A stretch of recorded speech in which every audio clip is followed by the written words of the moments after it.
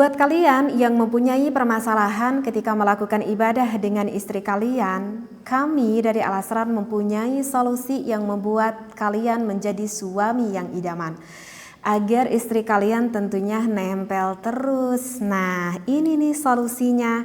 Ada kopi dari Al Asran, Lanang Jagat dan juga Lanang Godek untuk suami dan juga kopi Liberica untuk istrinya. Kopi dari Al Asran ini 100% kopi murni, kopi alami, kopi herbal tanpa ada efek samping sama sekali karena tidak ada bahan kimia dan juga pengawetnya. Bagi yang penasaran bisa langsung dicek di kolom komentar di bawah ini ya. Bismillahirrahmanirrahim. Assalamualaikum warahmatullahi wabarakatuh. Para jamaah Al Asrar rahimakumullah yang selalu dirahmati oleh Allah. Amin ya Allah ya rabbal alamin. Mudah-mudahan istiqomah ya. Kali ini Teteh ingin membahas kajian kitab yang baru, ada kitab Irsyadul Ibad. Mudah-mudahan bisa istiqomah. Wabil khusus bagi Teteh sendiri yang membacakan ini kitabnya dan juga bagi kalian semua yang mendengarkan ilmu dari channel YouTube Al Asran ini. Yang mana ini kitab Irsyadul Ibad ini banyak sekali ya mengulas akan hukum-hukum syariat ya. Mulai dari praktek ubudiyah ataupun dari muamalah, ada ya di dalam munakahah, jinayah juga ada di dalam kitab ini. Yang mana tentu ya di dalam kitab ini itu dilengkapi dengan dalil-dalil Al-Quran dan juga dalil-dalil Al-Hadis dari Nabi dan juga asar-asar dari para sahabat di dalam kitab ini yang banyak sekali pendapat para ulama yang terkemuka yang nanti yang akan dikemukakan di dalam kitab Irsyadul Ibad ini. Yang mana di dalam kitab ini akan memberikan targhib dan watarhib ya, dan pengarang ini kitab itu mengutip banyak sekali mauidhah dan juga hikayah yang dapat kita ambil hikmah di dalam kitab Irsyadul Ibad ini. Sekali lagi mengharap kepada Allah mudah-mudahan kita diberikan keistiqomahan dan selalu memberikan hidayah taufik bagi kita. Amin ya Allah ya rabbal alamin. Oh iya, siapa sih nih yang mengarang kitab Irsyadul Ibad? Ini Irsyadul Ibad ini adalah karangan seorang ulama. Kalau para santri ini sangat populer sekali ya, Syekh Zainuddin Al-Malibari ini yang mengarang kitab fikih Fathul Mu'in. Ini merupakan salah satu karya dari Syekh Zainuddin bin Abdul Aziz bin Zainuddin Al-Malibari. Nah, itu adalah sosok yang terkenalnya Syekh Zainuddin Al-Malibari. Tetapi mohon maaf ya, Teteh mungkin agak sedikit dilewati, ada sedikit mukaddimah yang dilewati, langsung ke pembahasan inti yang mana di faslun ini membahas tentang keimanan. Baik, bismillahirrahmanirrahim. Bismillah walhamdulillah wassalatu wassalamu ala rasulillah. Wa akhraja Ahmad wal Hakim an Abi Hurairah radhiyallahu anhu. Di dalam ini kitab Irsyadul Ibad ini ada dikeluarkan oleh Imam Ahmad dan Imam Al-Hakim hadis ya dari Sayyidina Abu Hurairah radhiyallahu anhu qala Rasulullah sallallahu alaihi wasallam. Jadi ada hadis yang mengatakan seperti ini, jaddidu imanakum. Sedikit sekali bahasanya itu adalah jaddidu imanakum. Jadi Rasulullah memerintahkan kepada kita, kata Rasulullah, perbaharuilah. Artinya jaddidu itu adalah perbaharuilah. Imanakum, perbaharuilah oleh kalian iman kalian. Ya. Maksudnya ini bagaimana nih? Kita harus memperbaharui iman kita bagaimana nih maksudnya ya Rasulullah? Nah, maka kila wa kaifa nujaddidu imanana ya Rasulullah? Kemudian kembali bertanya para sahabat kepada Rasulullah, bagaimana ya Rasulullah? Aku harus memperbaharui akan keimanan aku. Maka Rasulullah menjawab, qala, kata Rasulullah, fa'akthiru, perbanyaklah. Apa?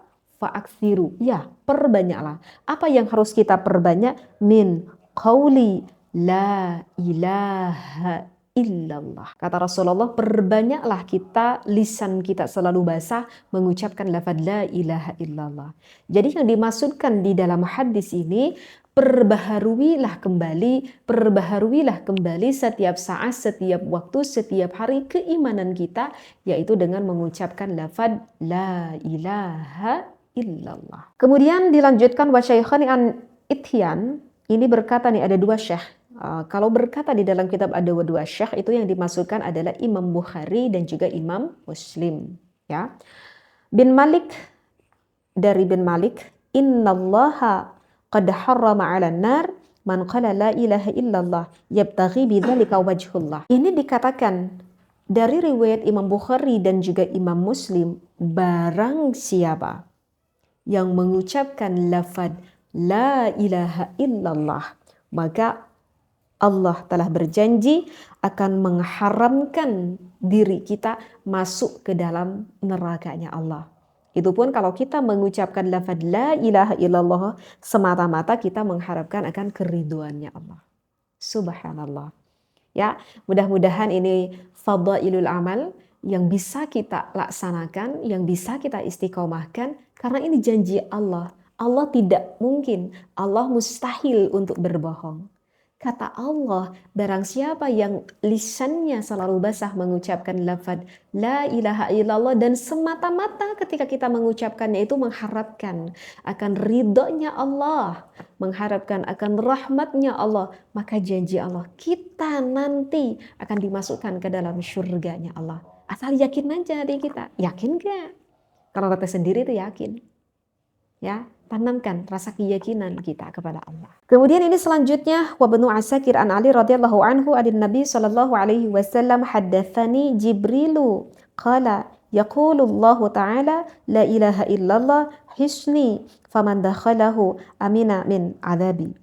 Jadi ini ada hadis ya dari Sayyidina Ali karamallahu wajhah dari Kanjeng Nabi Muhammad sallallahu alaihi wasallam mengatakan bahwa kata Kanjeng Nabi Muhammad berkata seperti ini kepada Sayyidina Ali. Ya Ali, aku didatangi oleh malaikat Jibril. Aku didatangi oleh malaikat Jibril. Dan malaikat Jibril memberitahukan kepada saya. Malaikat Jibril berkata kepada saya, wahai Muhammad, Allah Ta'ala telah berfirman, la ilaha illallah, itu adalah bentengku. Kata Allah. Maka siapa saja yang memasukinya, niscaya ia akan aman dari siksaku. Ini yang disampaikan oleh Allah melewati malaikat Jibril, yang disampaikan kembali kepada baginda Nabi Muhammad, yang didengarkan oleh Sayyidina Ali karamallahu wajah. Akhirnya hadis ini sampai kepada kita. Allah Ta'ala berfirman sekali lagi bahwa lafaz la ilaha illallah itu merupakan benteng. Barang siapa yang mengucapkan lafaz la ilaha illallah, maka kita telah diselamati oleh benteng tersebut, sehingga neraka pun tidak bisa menghampiri kita karena kita terlindungi oleh benteng tersebut. Dan benteng itu apa? Yaitu ucapan lafaz la ilaha illallah. Wa Tabrani an Abi Ad-Darda. Kemudian dari Imam At-Tabrani ini meriwayatkan, ya, ini hadis dari Sayyidina Abi Darda, laisa min abdin.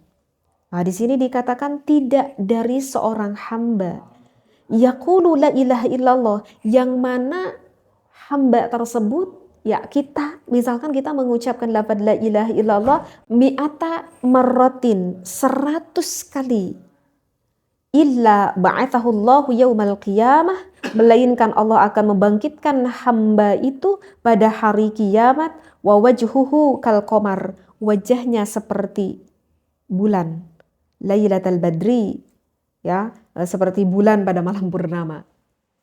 Jadi di dalam hadis ini barang siapa orang yang lisannya selalu basah mengucapkan lafaz la ilaha illallah, maka nanti ketika di akhiratnya wajahnya itu akan nampak sangat bercahaya sekali seperti bulan purnama. Masya Allah. Itu tandanya adalah orang yang beriman. Terbayang tidak bagaimana terangnya itu bulan purnama. Segitu besarnya itu terang bulan purnama dimiliki oleh satu wajah kita yang cukup kecil. Sudah tidak terbayang bagaimana cahayanya orang yang selalu basah ketika mengucapkan lafaz la ilaha illallah. Ini mudah-mudahan apa yang saya bacakan ini menjadi menjadikan girah, menjadikan gairah untuk kita untuk lebih mendekatkan, untuk lebih meningkatkan amal ibadah kita kepada Allah. Amin ya Allah ya rabbal alamin. Dan juga Ibnu Majah an Ami Hani la ilaha illallah la yasbiquha amalun wa la tatruku dzamban. Dan Imam Ibnu Majah ini meriwayatkan dari Sayyidatina Ummah Hani, ucapan lafaz la ilaha illallah itu tidak dapat mendahuluinya suatu apapun dan tidak menyiksakan akan dosa tersebut. Dan juga ini selanjutnya wa Tirmidzi wan Nasa'i an Jabir, ya, afdalul dzikri, bahwa yang paling utama-utamanya zikir itu adalah la ilaha illallah. Wa afdalud du'a, dan yang paling utama-utamanya doa itu adalah alhamdulillah, ucapan lafaz alhamdulillah. Ini di dalam ini kita banyak sekali ya riwayat-riwayat yang mengatakan akan keunggulan dari lafaz la ilaha illallah. Kemudian ada dua lagi yang ingin saya bahas di dalam lafaz la ilaha illallah ini. An-Nasa'i, dan ini Imam An-Nasa'i yang meriwayatkan an Abi Sa'id Al-Khudri an Nabi sallallahu alaihi wasallam. Qala Musa alaihi salam. Ini jadi ada riwayat nih dari Imam An-Nasa'i dari Sayyidina Abi Sa'id Al-Khudri, yang mana baginda Nabi Muhammad SAW menceritakan hal ini kepada sahabat, yaitu baginda Nabi Muhammad menceritakan tentang kisahnya Nabi Musa alaihi salam. Jadi kata Rasulullah, dulu Nabi Musa, ya Rabbi alimni syai'an adzkuruka bih. Kata Nabi Musa berkata kepada Allah, ya Allah, begitu ya. Ya Allah, ya Tuhanku, ajarkanlah aku ini sesuatu yang saya itu dapat senantiasa mengingatmu. Syai'an adzkuruka bih. Ajarkanlah aku ya Allah agar aku ini termasuk hamba yang selalu akan mengingatmu. Maka faqala qul la ilaha illallah. Maka Allah menjawab akan apa yang diminta oleh Nabi Musa alaihi salam. Maka kata Allah, perbanyaklah lafaz la ilaha illallah. Kemudian Nabi Musa bersabda kembali nih kepada Allah. Faqala, ya Rabbi kullu ibadika yaqulu hadza innama uridu syai'an takhussuni bih. Ya Allah, ada tidak nih kalimat yang lain gitu? Karena kalimat ini sudah banyak sekali yang diucapkan oleh hamba-hamba. Aku ingin ada kalimat khusus. Khusus aja untuk saya. Nabi protes ini Nabi Musa ya. Maka Allah kembali bersabda, ya Musa, lau anna samawati sab'a wa amirahunna ghairi wal aradina sab'a ju'ilat fi kaffatin wa la ilaha illallah fi kaffatin lamalat bihinna la ilaha illallah. Dan kemudian Allah berkatalah kepada Nabi Musa, wahai Musa, andaikan jadi andaikan ini langit yang 7 dan sepenuhnya ini isi langit dan 7 selain dariku, maksudnya itu selain dari Allah, dan juga andaikan ini 7 langit lapis 7 lapis langit dan 7 lapis bumi, andaikan ini itu disimpan di dalam satu wadah, atau kalau bisa dikatakan satu piring lah. Jadi kalau misalkan kita bayangin gitu ya, ada satu tampan atau satu piring yang mana ini 7 lapis langit dan 7 lapis bumi yang segitu besarnya, itu ibaratkan ini adalah sebuah keleci ya, sebuah kelereng yang kita simpan di atas piring. Kemudian ada piring yang satu lagi, ini hanya satu ucapan lafaz la ilaha illallah. Jika ditimbang, maka tentu ini lafaz la ilaha illallah, satu ucapan lafaz la ilaha illallah ini akan sangat memberatkan sekali terhadap ini timbangan. Berarti ini menunjukkan kalau lafaz la ilaha illallah ini lebih baik, ini lebih unggul, ini lebih mulia daripada utuhnya, sepenuhnya 7 lapis langit dan 7 lapis bumi. Berarti ini menunjukkan bahwa tidak ada hal yang lain yang lebih mulia dari, yang lebih utama dari ini ucapan lafaz la ilaha illallah. Seperti itu. Itu yang dikatakan kembali kepada Nabi Musa alaihi salam. Kemudian ada satu riwayat lagi, ini yang terakhir. Wa Abu Ya'la an Abi Bakrin radhiyallahu anhu wa ana dzurriyyah. Ini dari Imam Abu Ya'la ya, yang meriwayatkan ini hadis dari Sayyidina Abu Bakar radhiyallahu an, dan dari keturunan beliau, alaikum bila ilaha illallah, memastikan diri kalian itu harus selalu mengucapkan lafaz la ilaha illallah, wal istighfari, dan juga perbanyaklah istighfar, wa aktsiru minhuma, dan perbanyaklah oleh kalian lafaz la ilaha illallah dan juga istighfar tersebut. Mengapa seperti itu? Karena begini ya, fa inna iblisa qalat ahlaktun nas bidzunubi wa ahlakuni bila ilaha illallah wal istighfar. Baik, jadi di dalam riwayat ini mohon dicerna ini dengan baik ya. Jadi di dalam ini riwayat, iblis itu mengatakan bahwa maksudnya saya di sini iblis loh ya. Saya membinasakan manusia itu dengan dosa-dosa. Mungkin kita sudah mengetahui ya, kalau iblis itu akan dimasukkan ke dalam nerakanya Allah. abadan, selamanya. Apakah iblis tidak mengetahui kalau dirinya itu akan dimasukkan ke dalam nerakanya Allah? Tahu loh. Iblis itu tahu, dirinya itu tahu kalau nasib dia nanti itu akan dimasukkan ke dalam nerakanya Allah selamanya. Tetapi kenapa kok dia udah tahu akan dimasukkan ke dalam nerakanya Allah, tetapi dia itu tetap kekeh akan pendiriannya? Itu dikarenakan saking besarnya sifat keujuban dan sifat ketakaburan yang ada di dalam hatinya itu iblis. Meskipun dia sudah tahu bahwa ini adalah jalan yang benar dan ini adalah jalan yang salah, seolah-olah buta gitu hatinya iblis dikarenakan saking besarnya keujuban dan ketakaburannya tersebut. Nah, itu si iblis itu membuat siasah gitu ya. Aku nggak mau nih. Kalau misalkan aku nanti itu di neraka hanya kaum iblis saja dan keturunan-keturunan aku. Aku pengen juga dong banyak yang menemani aku ketika nanti di neraka kelak. Makanya dengan segala cara tak henti-hentinya bahkan sampai tak ada yang tidur satu orang pun itu si iblis terus menggoda manusia yang ada di muka bumi ini. Karena ya gak rela gitu kalau misalkan yang masuk ke nerakanya Allah itu hanya dari kaum iblis ataupun dari kaum setan aja, seperti itu. Ya bagaimana tipu dayanya itu setan kepada kita agar banyak teman untuk menemaninya nanti di neraka kelak, yaitu menggoda dengan berbagai dosa-dosa, ya, menggoda dengan berbagai dosa-dosa seperti itu. Banyak sekali dosa-dosa yang dilakukan oleh manusia yang dari tipu dayanya setan yang justru akan menjerumuskan ke dalam nerakanya Allah. Na'udzubillahi min dzalik. Nah, sedangkan semakin hari, semakin waktu, semakin banyak dosa-dosa yang kita lakukan, kalau tidak seimbang, maka dosa-dosa itu bisa menjadikan roen akan hati kita.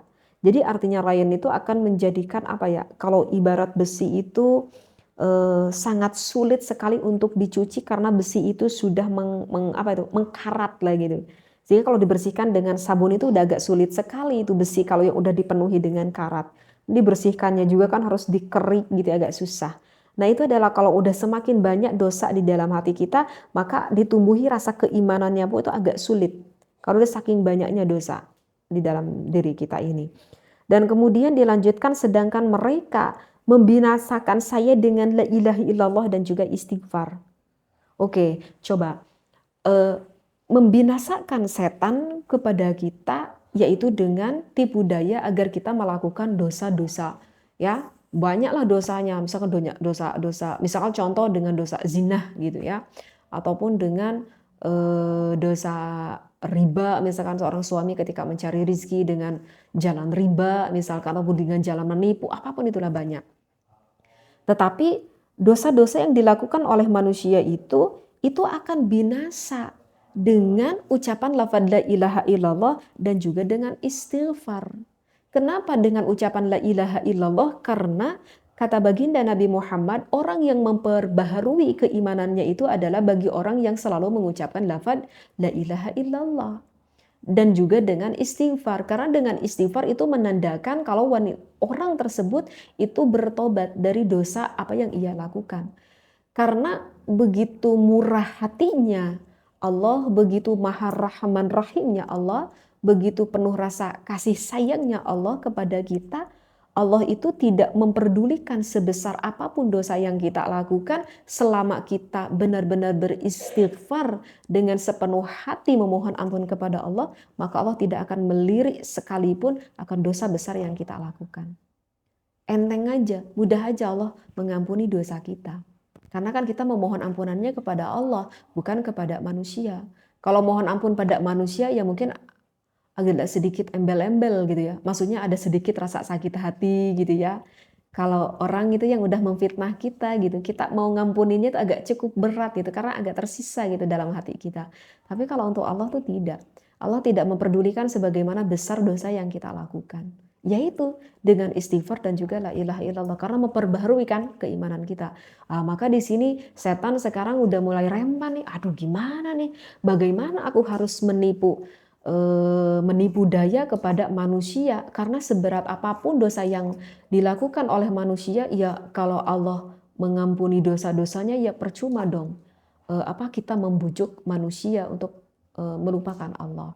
Maka di sini nih, ini si setan berpikir lebih keras lagi nih. Ini si iblis berpikir lebih keras lagi. Gimana ya sekarang caranya aku ingin memberdayakan untuk untuk menipu dayakan manusia. Maka falamma ra'aitu dzalika ahlaktuhum bil ahwa'i wa hum yasabuna annahum muhtadun. Sebetulnya sih ini salah satu ayat Al-Qur'an ya. Ini bisa kita lihat di dalam surat Al-A'raf dan juga surat Al-Zukhruf seperti itu. Maka tatkala saya telah mengerti akan hal itu, kata iblis, setelah aku mengerti sebagaimana beratnya dosa yang manusia lakukan, Allah akan ampuni, maka aku lakukan tipu daya yang lain. Apa? Aku akan binasakan mereka dengan berbagai kesenangan. Nah, itu tipu daya setan yang selanjutnya, yang cukup fatal sekali. Apa sekali lagi? Maka aku akan binasakan orang-orang tersebut dengan berbagai kesenangan. Sedangkan orang yang sedang merasa senang pada saat ini, mereka menyangka bahwa mereka itu adalah orang-orang yang sedang mendapatkan petunjuk. Jadi tidak sedikit orang yang dicoba oleh Allah di dalam segi kesenangan, justru na'udzubillahi min dzalik itu merupakan suatu istidraj yang akan memasukkan atau na'udzubillah sampai mengkekalkan orang tersebut ke dalam nerakanya Allah. Karena kebanyakan kalau orang itu sudah diuji, dicoba dengan berbagai kesenangan, biasanya kebanyakan orang itu lalai, membuat orang tersebut itu lupa kepada Allah. Bahkan tidak sedikit orang itu mengira kalau dirinya itu, aku ini memang sedang dimuliakan gitu oleh Allah. Padahal dia itu tidak sadar. Padahal sebetulnya secara hakikatnya orang itu yang akan dimasukkan ke dalam neraka Allah dengan sedalam-dalam-dalamnya. Na'udzubillahi min dzalik. Ya. Dan banyak sekali coba kalau kita dengar, banyak sekali orang mengira bahwa aku nih sekarang lagi bingung sekali. Karena aku sekarang tuh lagi diuji oleh Allah. Kenapa kamu telah diuji oleh Allah? Aku sekarang lagi susah ekonomi, keluarga aku sakit semuanya, aku tidak punya biaya, merasa tidak ada yang menolong aku. Perasaannya itu, orang tersebut merasa benar-benar sekali sedang diuji oleh Allah. Banyak gak orang yang berkata seperti itu, bahwa dirinya itu sekarang sedang diuji oleh Allah. Tetapi sangat jarang sekali orang yang oleh Allah diberikan kesenangan, tubuhnya sangat sehat sekali, jauh dari sakit. Kemudian hartanya yang sangat melimpah ruah sekali, jarang sekali orang tersebut, aku sangat resah hatiku. Kenapa? Karena secara hakikatnya pada saat ini aku benar-benar sedang diuji oleh Allah. Dan aku tidak tahu apakah aku akan mampu melewati ujian kesenangan ini ataupun tidak. Jarang sekali hal itu diucapkan bagi orang-orang yang saat ini sedang diberikan kesenangan oleh Allah. Ya. Karena misalkan contoh begini, kalau masih agak kurang paham. Saya kasih contoh misalkan di dalam keadaan suatu rumah tangga. Misalkan ini satu rumah tangga oleh Allah itu diberikan ekonomi yang sangat cukup. Ya pas-pasan atau bisa dikatakan rendah gitu ya. Misalkan orang ini per bulan dikasih rezeki oleh Allah misalkan 1 juta misalkan. Sedangkan kebutuhan dia itu sangat lebih dari itu. Untuk biaya kontrakan, untuk biaya makan, untuk biaya kesehatan, untuk biaya pendidikan, itu sangat jauh sekali dari kecukupan. Seperti itu. Tetapi keluarga ini masih tetap bisa bersabar di dalam keadaan yang bisa dikatakan serba kecukupan. Sehingga keluarga ini masih tetap berasa bahagia tanpa menjauhkan keluarganya itu dari ibadah kepada Allah.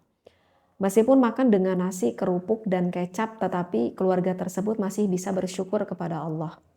Seperti itu. Mensyukuri akan rezeki yang Allah berikan. Misalkan seorang suaminya yang keluar dari rumah pagi-pagi sampai ke rumah siang atau sore dengan hasil sedikit yang ia dapatkan, sehingga ketika maghrib setiap maghribnya bapak tersebut masih bisa melaksanakan salat maghrib berjamaah, isya berjamaah, menunggu dari maghrib ke isya, bapak tersebut selalu mendengarkan pengajian di majelis ta'lim tersebut misalkan. Istiqomah dilakukan setiap hari oleh bapak tersebut. Kemudian sang istrinya menunggu di rumah ketika maghrib hari sampai isya, menunggu ke salat isya, istrinya mengajarkan anak-anaknya untuk mengaji. Mulai dari ngaji Iqra, ngaji Quran, ngajarkan bab-bab sholat dan lain-lainnya. Masya Allah, indah. Keluarganya penuh dengan kebahagiaan, meskipun dengan sisi keterbatasan, penuh dengan ibadah-ibadah yang diridhoi oleh Allah. Ya, memperjuangkan anak-anaknya menjadi anak yang soleh salihah. Pada suatu hari Allah memberikan jalan kepada keluarga tersebut, akhirnya adalah sedikit perbedaan. Yang dulunya 1 bulan cuma 1 juta, kali ini Allah berikan sekitar 50 juta per bulannya. Mau nggak? Kayaknya mendengarkan mau nih. Mendapatkan 50 juta per bulan, bahkan lebih dari itu. Sehingga ada perubahan di dalam gaya hidupnya. Ada perubahan di dalam gaya hidupnya. Yang dulu hanya makan dengan nasi kerupuk, sekarang berubah gaya hidupnya. Ya, sehingga ketika berubahlah gaya hidupnya, udah makan dengan ini, makan dengan ini, sehingga lupa kepada Allah. Kok rasa-rasanya sekarang makanku agak kurang nikmat ya? Kurang, berarti itu bersyukur pada Allah. Udah mencoba makanan ini, kok rasanya sekarang agak kurang enak ya? Udah jauh rasa syukurnya kepada Allah. Kemudian yang tadinya ini si bapak ketika maghrib udah biasa untuk melaksanakan sholat berjamaah dan juga mendengarkan majelis ta'lim. Istrinya udah biasa mengajarkan anak-anaknya, sekarang udah gak sempat lagi.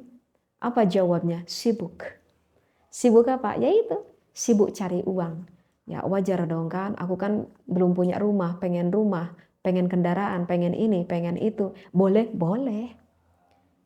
Tetapi yang gak boleh itu sehingga kesenangan itu yang Allah berikan membuat kita menjadi lalai ibadah kepada Allah. Itu yang salah, lalainya itu. Dan banyak sekali orang yang lalai ketika oleh Allah diberikan kesenangan itu. Yang dulunya nongkrong itu di masjid, sekarang nongkrongnya di mall hampir setiap hari dan sering healing dan sering jalan-jalan. Namanya juga kan hawa uang, pengennya kan seperti itu. Nah itulah yang harus kita perhatikan. Ketika kesenangan yang Allah berikan kepada kita, kita harus tapakuri. Apakah kesenangan yang Allah berikan ini adalah istidraj dari Allah?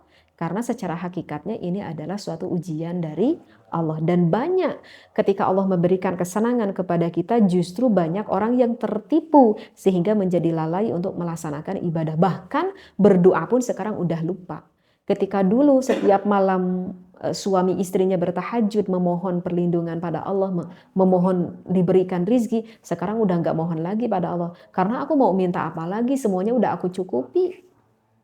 Aku udah nggak kekurangan sama sekali, gitu. Udah penuh dengan kesenangan. Untuk apa lagi aku meminta? Udah lupa tuh minta sama Allah, karena udah merasa cukup di dalam kehidupannya. Nah ini yang paling dikhawatirkan di dalam hidup kita, karena saking pintarnya itu setan, siasahnya setan. Karena kalau dengan dosa agak sulit. Karena kalau dosa itu kan kalau dosa itu yang kebanyakan orang itu tahu, meskipun yang non muslim. Coba kan, udah pada tahu. Misalkan nih zina udah pada tahu, yang muslim yang non muslim itu udah tahu haram, gitu ya. Udah pada tahu kalau makan babi itu haram, udah pada tahu kalau riba itu haram, menipu itu haram, ya, berfitnah itu haram, udah pada tahu. Ya maka dikarenakan udah pada tahu, kemungkinan hatinya itu akan selalu teringat-ingat terngiang-ngiang akan dosa tersebut. Makanya sebetulnya lebih besar itu fitnah itu adalah di dalam tipu daya ketika kita diberikan kesenangan. Dan yang paling membahayakan di dalam hidup itu adalah sumun kotilun, racun yang mematikan. Racun yang mematikan, ya. Ya ini salah satunya kesenangan. Makanya suami itu berkata gitu pada saya, selalu memberikan agar saya selalu ingat gitu. Kalau kita, pepatah dari suami berkata pada saya seperti ini, kalau kita jadi orang, ketika melihat orang lain, kita itu jangan mudah aneh. Itu pepatah yang diberikan oleh suami. Kalau kita lihat orang lain, kita itu jangan gampang aneh. Kalau kita lihat orang kaya, jangan aneh. Kalau kita misalkan melihat ada orang kaya, segimana kayanya pun, penghasilan 1 bulan itu sampai triliunan pun kita nggak perlu aneh. Kenapa? Karena secara hakikatnya yang memberikan kekayaan itu adalah Allah. Jadi nggak perlu aneh, nggak perlu takjub. Misalkan kita melihat ada seorang kiai, setiap kali mengadakan pengajian yang mendengarkannya bisa ribuan orang, bahkan bisa sampai jutaan. Kata suami, nggak perlu aneh. Nggak perlu aneh. Karena justru kita tuh harus waspada. Kita tuh harus waspada. Ya, karena khawatirnya nanti ada sumun qatilun, khawatirnya nanti ada racun yang mematikan bagi seorang ajengan tersebut ataupun bagi seorang yang mendengarkannya. Fitnah bagi orang yang mendengarkannya tidak sedikit karena aneh kan. Wah, ini jamaahnya tuh banyak sekali, aneh gitu, takjub gitu. Merasa aneh aja. Khawatirnya anehnya itu tidak sampai tauhidnya kepada Allah, tetapi anehnya itu hanya sampai kepada seorang ajengannya tersebut. Sehingga tak sedikit orang yang mendengarkan sehingga mujajafah. Artinya mujajafah itu adalah mendewakan terhadap orang tersebut. Karena menganggap anehnya itu adalah terhadap orangnya, tetapi tidak melihat akan keagungannya Allah. Ini yang saya sampaikan ini mungkin ini harus didengarkan agak cukup baik-baik ya, karena takutnya itu nanti nggak paham. Ya, bisa dipahami nggak di sini? Paham nggak apa yang saya maksudkan itu artinya adalah mujajafah, gitu ya. Jadi menganggap dewa terhadap sosok orang tersebut. Kalau orang yang sudah menganggap dewa terhadap sosok seseorang, meskipun salah itu akan tertutupi. Misal nih, kita itu mengidola sekali akan sosok seorang kiai ataupun sosok seorang ajengan gitu ya. Kenapa kita mengaguminya? Karena ya aku takjub gitu, karena aku aneh gitu. Masya Allah, setiap pertemuan ngajinya aja ini bisa sampai ribuan, jutaan. Ya gimana aku nggak bangga? Aneh kan? Nah itu yang suka anehan. Akhirnya mengeluh-eluh, mengujajafah. Pada suatu ketika ajengan tersebut itu melakukan suatu kesalahan. Wajar namanya juga manusia. Setiap manusia pasti akan melakukan kesalahan. Harusnya kalau orang yang tidak mujajafah, baiknya kita ambil. Sekali lagi, baiknya kita ambil. Tetapi kalau kesalahannya, keburukannya, ya kita lepaskan. Jangan kita ambil. Dan tak perlu kita hina. Tak perlu kita cerca. Karena manusia tidak lepas dari dosa. Yang salahnya di kita, tak sedikit. Ketika orang melakukan kesalahan, wah kita cerca. Harusnya kita wajari, namanya juga manusia. Ajengan pun terkadang suka ada lupanya. Dan yang kesalahan yang kedua itu adalah jika jamaahnya sudah mujajafah. Sudah terlalu menganggap dewa. Ketika ajengan tersebut melakukan dosa, dia anggap benar. Karena udah saking cintanya, meskipun ia salah ajengan tersebut, ia ikuti kesalahannya karena menganggap benar, karena sudah terlalu mengidolakan. Kenapa bisa seperti itu mengidolakan? Karena orang tersebut mempunyai karakter suka anehan ketika lihat orang. Harusnya nggak aneh, ya. Kalau yang gak anehan, ya gak aneh lah meskipun jamaahnya banyak, itu secara hakikatnya Allah yang berkehendak. Ya gak aneh lah ketika saya ketemu dengan orang segimana kayaknya pun, Allah itu lebih kaya daripada orang tersebut. Seperti itu. Dan bisa juga racun qatilun, racun yang mematikan bagi ajengannya tersebut bisa. Karena ketika banyak orang yang menghadap kepada kita, ketika banyak orang yang mencintai diri kita, ketika banyak sehingga diri kita sudah menjadi populer, tak sedikit kita sekarang ini merasa sedang duduk di awang-awang. Kita udah lupa kalau sebetulnya kita itu sedang berdiri dan duduk di atas tanah, tetapi akan kepopulerannya itu, kekayaannya itu, banyak sekali orang yang memuji kepada kita, tanpa disadari kita merasa sedang duduk di awang-awang. Dan ketika kita meninggal, na'udzubillah, kita baru sadar kalau kita sedang duduk di awang-awang dan kita tidak bisa berjalan di sana. Sehingga kita masuk ke dalam nerakanya Allah karena kita tidak punya tincak untuk jalan kakinya. Na'udzubillah min dzalik. Maka yang paling membahayakan di dalam hidup itu adalah sumun qatilun, racun yang mematikan. Mudah-mudahan di dalam kajian kitab Irsyadul Ibad ini banyak sekali yang bisa dapat kita ambil. Barusan yang terakhir yang Teteh terangkan ini sebetulnya kajian yang harus kita benar-benar tafakuri. Apakah kehidupan yang sekarang kita jalani ini, ya Allah, apakah Allah sedang memberikan aku ini istidraj atau tidak? Karena khawatirnya kalau Allah sudah memberikan kita istidraj, maka kesenangan yang Allah titipkan kepada kita itu jangan sampai membuat kita lalai kepada Allah. Ya, jadi kalau kita sekarang lagi senang, kita lagi banyak uang, tetap bukan berarti melalaikan kita ibadah kepada Allah Subhanahu wa taala. Sekali lagi mudah-mudahan kita bisa istiqomah untuk di video-video selanjutnya kita lanjutkan pengkajian Irsyadul Ibad kembali. Wallahu a'lam. Wassalamualaikum warahmatullahi wabarakatuh.